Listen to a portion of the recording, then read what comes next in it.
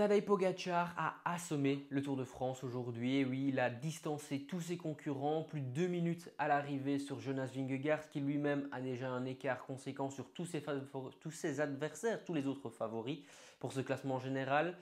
Revenons sur une étape qui a été haute en rebondissement. On a vu des échappées, un gros groupe d'échappées. On a vu une équipe Visma Lease the Bike pour mettre un tempo assez impressionnant. Et puis on a vu un Tadej Pogačar plus que dominant, plus que aérien. Il a vraiment démoli toute sa concurrence. Il n'y a même pas les mots. Tout au début de la montée, on n'a même pas vu des signes de souffrance sur les premiers moments de cette montée vers Otakam, contrairement à Jonas Vingegaard qui, au début, je le croyais, avait peut-être une chance de revenir au train, mais malheureusement, il n'a pas réussi à contrer Tadej Pogačar. Tadej Pogačar est vraiment impressionnant. On peut aussi saluer le travail de l'équipe UAE avec un Nils Politt qui a été impressionnant tout au long de la journée. On peut aussi, encore une fois, mentionner Tim Wellens qui est pour moi le meilleur équipier aujourd'hui sur ce peloton de ce qu'on voit en tout cas. Et on peut aussi mettre en avant le lead-out de Jonathan Narvaez qui a fait le pied de l'ascension à fond. Revenons au début de cette étape avec une échappée qui part beaucoup plus tôt que prévu avec un groupe de plus de 50 coureurs, 52 même, sous l'impulsion de Brian Cocard. Brian Cocard a fait un faux plat à fond et il y a eu une cassure dans le peloton, 52 coureurs devant. Et là, on se retrouve avec pas mal d'équipes super bien représentées, dont une équipe Ineos, 5 coureurs, Tobias Foss, Arensman, Axel Laurence, Swift également et leur leader, Carlos Rodriguez, qui était le seul danger du classement général pour les favoris, puisqu'il était à 5 minutes un peu plus au classement général. Et alors à ce moment-là, l'équipe Ineos, mais aussi Bahreïn de Lini Martinez qui était là pour le maillot à pois. On a vu aussi l'équipe Tudor pour Storer. On a vu aussi d'autres équipes rouler en tête de peloton, d'échappée, enfin qui était presque un peloton. Et là, on se dit, aïe, l'équipe UAE va devoir contrôler pour pouvoir rester à distance de Carlos Rodriguez. Ils ont eu l'aide de l'équipe EF. L'équipe EF qui est normale, c'est l'équipe du maillot jaune. Jusqu'à présent, on a eu un Ben Illy qui était plus qu'impressionnant. Et alors, deux coureurs, Casper Asgreen et un autre que je ne me souviens plus. Et puis, on a eu l'équipe, plus surprenante d'ailleurs, l'équipe UnoX qui est venue pour Tobias Alan Johansson, qui était 10e au classement général. Et donc, on se demande pourquoi cette équipe UnoX vient rouler derrière un Carlos Rodriguez qui pourtant était derrière au classement général. Et je pense que c'est peut-être pas à l'équipe UnoX de rouler. De mon avis, directement, je rentre les pieds dans le plat. Je pense que non seulement Johansen se sentait bien, oui, mais en plus de ça, je pense que c'est le coureur qui a fait tomber Tadej Pogačar hier. Et je pense que c'est un élément de culpabilité, un accord entre les deux, je ne sais pas. Mais dans tous les cas, si Johansen ne fait pas tomber Pogačar hier, je suis quasi sûr, ou en tout cas je suis vraiment persuadé que l'équipe UnoX n'aurait pas roulé. Dommage d'ailleurs pour Johansen de ne pas avoir intégré cette échappée au lieu de rouler derrière, parce que je pense qu'il était vraiment très fort aujourd'hui. La physionomie de la course est telle qu'après une certaine distance, on a plus de 50 de moyenne. Et là, on voit quand même des coureurs comme Tobias Foss, comme Swift, commencer tout doucement à peiner dès les pieds du premier col de première catégorie. Aujourd'hui, c'était vraiment le premier grand test, la première grande étape de montagne. Et là, on voit un Axel Laurence, franchement, Axel Laurence, impressionnant. Il est vraiment en très grande forme et alors il fait exploser ce groupe de 52 pour réduire on va dire un groupe de favoris. Au-dessus, on se retrouve avec vraiment des purs grimpeurs, par exemple Michael Storer, on voit comment dire, on voit des coureurs autres, enfin je n'ai plus les noms comme ça, Bruno Armirail, on voit Michael Woods, on voit Ener Rubio aussi et Mathias Kelmos qui était à la base un coureur pour le classement général mais qui a eu un jour sans hier. Ben O'Connor était aussi dans ce groupe mais malheureusement il a très vite lâché et à la surprise générale, alors que son équipe a roulé toute la journée à l'avant, Carlos Rodriguez a sauté. Euh, je pense, et là c'est mon avis un peu, moi qui étais plutôt un sprinter et donc qui avait plus de difficultés à grimper, je savais que les grimpeurs, quand on fait des courses à plat, ou en tout cas quand il y a eu un col après énormément de kilomètres où ça a roulé très très vite, la différence de braquet entre mettre un 54, 56 peut-être pour certains coureurs et puis repasser sur le petit plateau, ça fait vraiment très très mal. Et c'est peut-être pour ça qu'une grosse partie des coureurs ont eu ces maux de jambes, ou en tout cas changé leur adaptation de braquet. C'était la vraie première étape de montagne, donc ce qui veut dire des vrais pourcentages, des très très longs cols. Et donc après avoir roulé jusque-là à près de 50 km/h, autre physionomie et le corps doit s'adapter. On a vu à l'avant des Ben O'Connor, oui je le répète, on voit des Tish Benoît et autres se relever très très vite. Mais je suppose que c'est vraiment dû à ce rythme effréné depuis le début depuis le début de l'étape et une ascension à toute vitesse. Carlos Rodriguez pète et alors on se dit maintenant on va voir comment le peloton va réagir. Est-ce que le peloton va se calmer et laisser l'échappée tout simplement aller vers la victoire puisque Carlos Rodriguez n'est plus un réel danger et les autres coureurs du classement général sont à plus de 10 minutes donc on peut voir venir. Et là, l'équipe Visma Lease a Bike a décidé de durcir la course. Victor Campenaerts, chapeau à lui.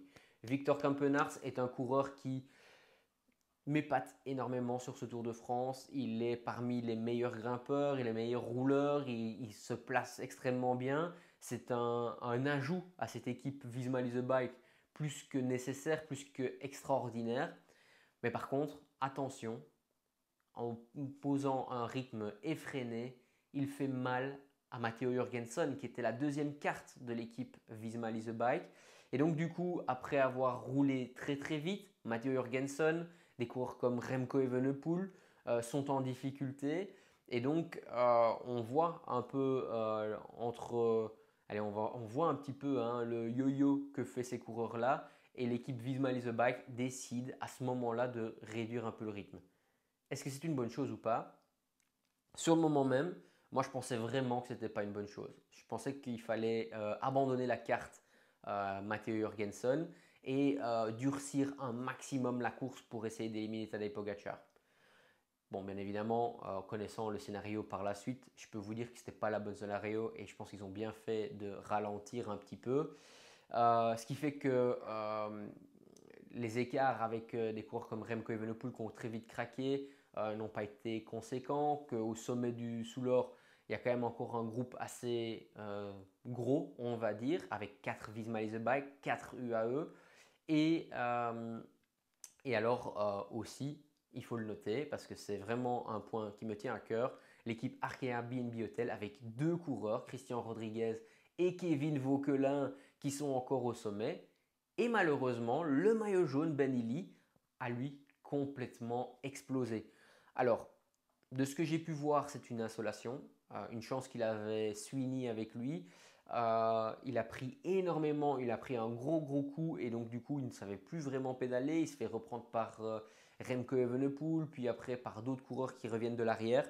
Et ça, c'est par contre un gros coup dur pour le coureur de l'équipe IF, même si au final, je ne sais pas s'il va continuer à jouer le classement général, mais c'est peut-être une bonne chose pour pouvoir aller dans les échappées par la suite. Qu'est-ce qu'on peut dire de plus sur cette partie-là? Oui, devant, Tish Benoît s'est relevé et il a fait un gros tempo sur l'ascension. Oui, Tim Wellens s'est relevé et donc se fait reprendre dans la descente entre le deuxième col et le pied de Hautacam. Et donc du coup, il roule en tête de peloton. Remco Evenepoel a su revenir et là, on se retrouve avec un groupe d'élite, de all-star, je dirais. Kevin Vauquelin avec Tadej Pogacar, Jonas Vingegaard avec Narvaez qui va avoir un rôle crucial comme je le disais, Remco Evenepoel, les 2 coureurs de l'équipe Red Bull Bora, Lipovic et Primoz Roglic. Notre surprise, mais qui n'en est plus vraiment une, qui est Oscar Only. On peut parler aussi de Tobias Johansen. Et donc là, c'est vraiment à ce moment-là que ça va commencer à se durcir. Pied de, pied de l'étape, pied de la dernière difficulté. Et là, Narvaez fait un lead-out assez impressionnant qui permet à Tadej Pogacar d'être sur un rythme effréné. Et c'est là que la cassure se fait directement avec Jonas Vingegaard. Au moment où Narvaez s'écarte, l'écart est directement là.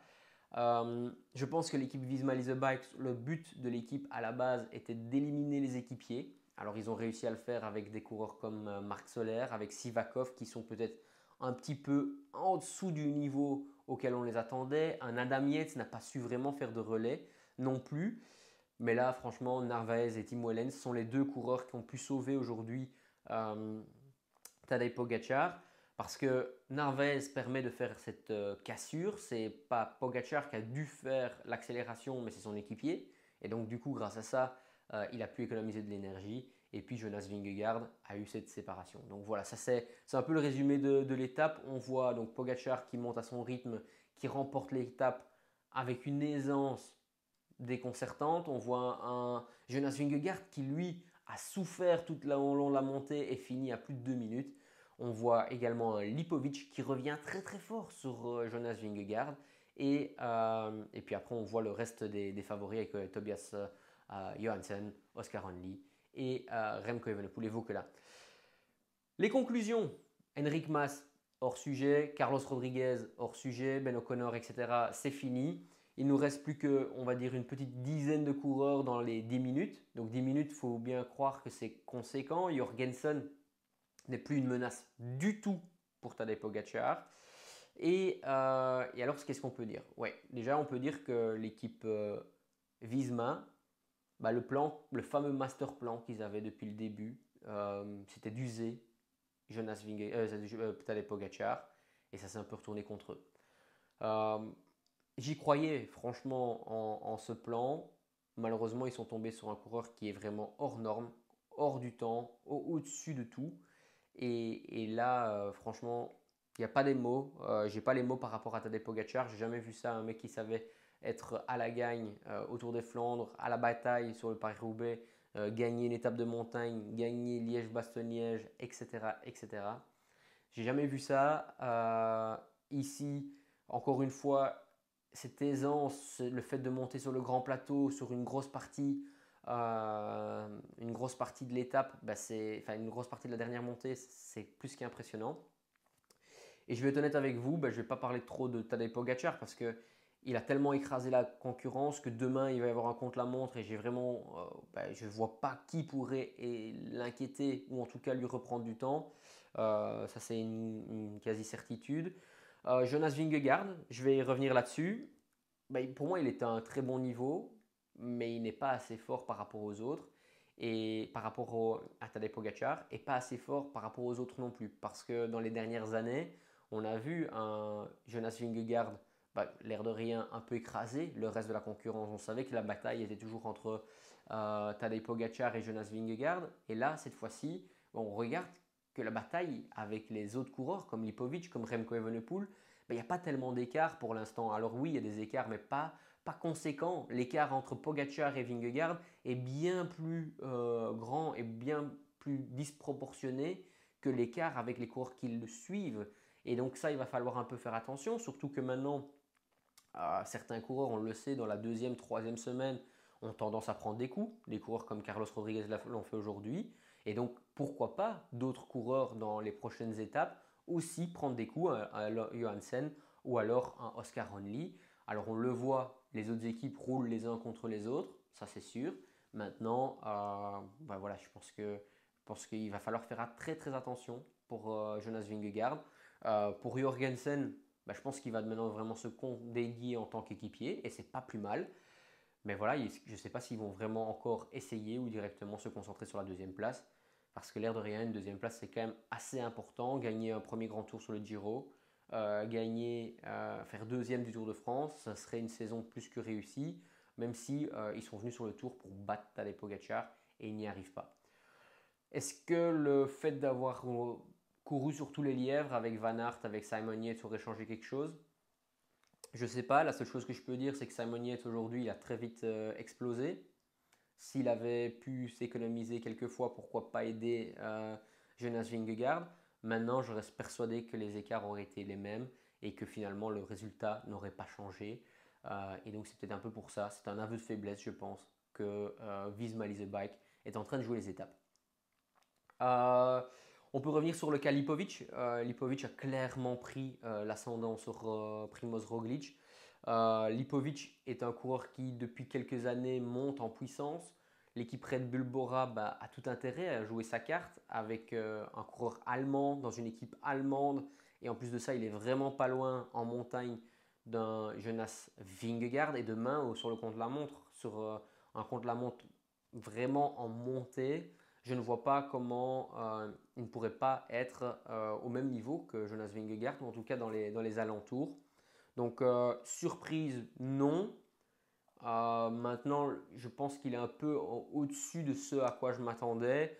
Il était candidat hein, sur le podium, on en avait parlé lors de nos previews. On le voyait aussi devant Primoz Roglic. Maintenant, voilà, la hiérarchie, elle est claire. Et ça ne m'étonnerait pas, avec son profil un peu d'attaquant, qu'il soit lui aussi dans un coup fleuve à un moment donné. Pourquoi pas Primoz Roglic. Donc voilà, un peu déçu de Vlasov. Vlasov qui pour moi devait aider et Primoz Roglic et Lipovic. Bah, il n'a pas été au niveau. Ça c'est un peu le dommage. Et donc voilà. On continue avec Remco Evenepoel.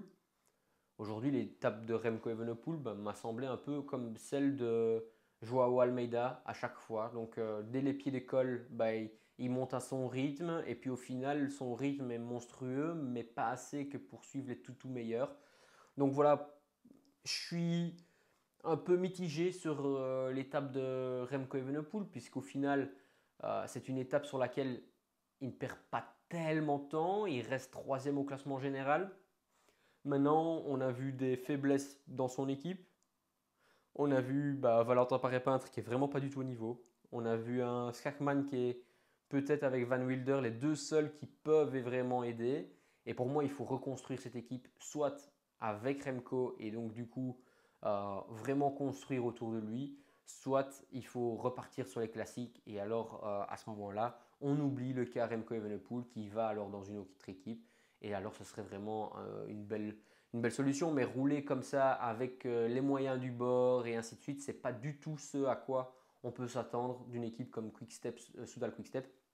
Voilà, soit on joue la gagne, soit on joue le podium, soit on joue les classiques. Mais là, je vais être vraiment transparent avec vous. Ça me fait un peu, ça m'attriste un peu parce que Remco a souvent des moments de nervosité parce qu'il est seul. Ses équipiers sont pas à la hauteur, que ce soit sur le plat, il a raté la première bordure. On va pas se mentir, s'il avait eu des coureurs plus typé Flandrien ou l'équipe adéquate, il n'aurait pas raté cette bordure.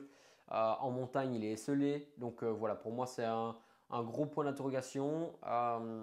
Il va jouer le top 5, le maillot blanc. Maintenant, son vrai concurrent, c'est Lipovic, c'est Vauquelin. Only et Johansen sont tous là au même niveau. Et donc, ce niveau est assez homogène. Euh, je continue avec Oscar Only, seule équipe DSM Picnic Post NL, désolé, est la seule équipe à ne pas avoir été dans l'échappée aujourd'hui. Et pourtant, ils ont roulé comme des boss, dans le sens où Only a été protégé longtemps, même encore pour un coureur comme Barguil, on l'a vu péter très très tard. Et Only, il est très explosif, il monte énormément par à coup, et c'est vraiment un futur grand coureur. Ce serait vraiment un coureur qui, pour moi, sur des étapes, des courses comme la Vuelta, se verrait vraiment bien jouer un podium. Et j'apprécie de plus en plus ce coureur. Dommage qu'il est un tout petit peu en sur-régime sur la fin de l'étape, mais vraiment, encore une fois, un coureur que j'apprécie et qui est hyper explosif. Et en cas de petite arrivée au sprint, il pourrait quand même aller chercher, pourquoi pas, une victoire d'étape. Johansen, pourquoi avoir roulé comme ça toute la journée? Premièrement, maintenant, il ne faut pas se négliger que le mec il vient faire 5, 6, peut-être 6e de l'étape. C'est quand même un énorme résultat, faire 6e sur une étape du Tour de France. Maintenant, mettre toute son équipe à contribution pour ça, Voilà, il faut voir un peu à quoi on tient, quel est l'objectif réel. Mais en tout cas, il grimpe au classement général. Maintenant, je pense que le classement général doit être tout doucement actualisé. Oui, le voilà. Il est maintenant passé de la 10e à la 8e place. Donc, il passe devant Banili, il passe devant Matteo Jorgensen. Euh, il n'est pas très très loin de Primoz Roglic, puisqu'il est qu'à une quinzaine de secondes. Donc vraiment un très très beau coureur. Primoz Roglic, bah, il est un peu où je m'attendais, retard de préparation, l'âge arrive. Voilà, je pense que maintenant, ce serait vraiment bien qu'il aille prendre des coups pour essayer de se rapprocher. Alors, entre 7e et 15e, je pense que pour lui, ça n'a pas plus vraiment d'impact. Donc voilà, je pense que ce serait vraiment chouette qu'il aille essayer de remporter une petite victoire d'étape. Moi, j'aimerais quand même mentionner encore deux choses. C'est premièrement euh, Félix Gall et l'équipe AG2R avec deux hommes devant, Bruno Armirail qui va prendre la combativité. Hein. Il était au pied avec 2 minutes d'avance sur Tadej Pogacar. Et Félix Gall qui finalement, petit à petit, aussi se rapproche pour le top 10. Et donc Félix Gall, pour le moment, il est exactement 9e au classement général. Bah, c'est un bel objectif, c'est une belle place. Et lui aussi, pourquoi pas aller essayer dans les échappées. Se battre pour la victoire. Je regarde un petit peu, je continue hein, avec les délais aussi, parce que c'est aussi une étape assez importante pour les délais.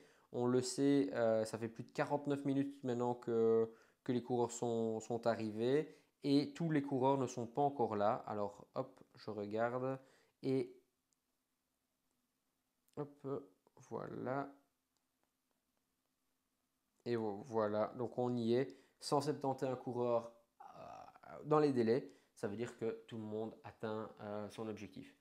Demain, un gros chrono en côte, en col. Je vais être vraiment transparent avec vous. Les vainqueurs d'aujourd'hui seront sûrement pas loin demain, voire l'ordre sera sûrement respecté avec peut-être une meilleure place pour un coureur qui a lissé son effort comme Remco Evenepoel ou alors un spécialiste du contre-la-montre comme Vauquelin. Maintenant, Tadej Pogacar pour moi va écraser encore sa concurrence et il va encore reprendre au moins une minute sur Jonas Vingegaard. Dans tous les cas, les gars, j'apprécie énormément ce Tour de France. C'est un Tour de France exceptionnel, même si aujourd'hui je suis un peu. J'ai commencé l'étape avec une sensation d'excitation où on a vu des coureurs dans tous les sens, on a vu de l'explosion, de la vitesse, de la stratégie. Maintenant, j'ai un petit goût quand même, l'air de rien de, je sais pas, je suis un peu amorphe avec l'écrasante victoire de Tadej Pogacar parce que même tactiquement, j'ai l'impression qu'on ne peut rien y faire. Même s'il avait commencé la bosse avec 3 minutes de retard, bah, il aurait quand même presque gagné ou en tout cas, il n'aurait pas perdu du temps. Et là, c'est bête, mais je pense que rien ne peut l'arrêter pour ce Tour de France. Et je pense que le Tour de France est écrasé, il est terminé. N'oubliez pas de me dire dans les commentaires, votre avis sur cette étape. Et moi, je vous dis à très très bientôt pour un nouvel épisode. Ciao, ciao.